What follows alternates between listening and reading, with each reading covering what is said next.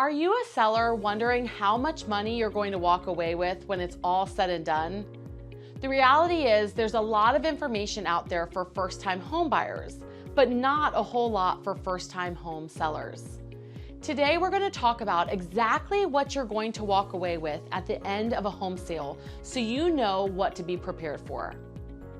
I'm Sarah Reynolds, CEO of EmpowerHome, and I've had the pleasure of helping over 5,000 families sell their home. It's so important to know ahead of time what to expect when selling your home, so you can ensure no one takes advantage of your lack of knowledge. By the end of this video, you will understand what is a normal expense versus an abnormal expense.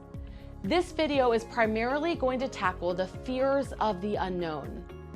People typically only sell their home every 5 to 7 years. So anytime we go into something we've never done before or not done very often, there's always going to be a bit of uncertainty tied to it. The first thing we want to mention is not necessarily a charge, but something that surprises people. A lot of sellers will look at online statements and see that their principal balance is something like, for example, $350,000. But when the title company calls for your payoff, they say you owe $352,000. Many homeowners will call me and say, "No, I owe $350,000. I'm looking at it right here online." So you might not remember this, but when you bought your first home, you skipped a month in mortgage payments. Do you remember? A lot of people forget, but you skip a month in mortgage payments because you pay your mortgage in arrears, meaning that you're paying your mortgage this month for the time you lived in your home in the previous month. So it's important to note that when you go to sell your home, you actually owe the bank the mortgage payment that you skipped in the beginning.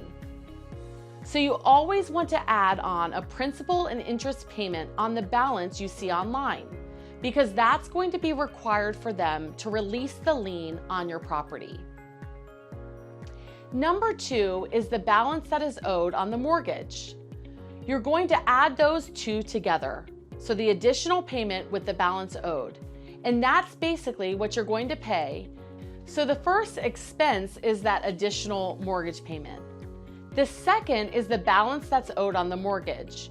You're going to add those two together, and that's what you're going to pay at settlement when you go to close on your home. The number 3 expense is prorated taxes. Now this is a little tricky because you pay it at closing. Let's say you're closing in September and you've paid 15 days worth of taxes, and the buyer is going to pay the taxes in December for the time that you own the home from June through September. This means you're going to owe the buyer that money because they're paying it on your behalf. You're going to want to be prepared to pay prorated taxes. You might be saying, haven't I already paid taxes in your mortgage payment? Yes, you have.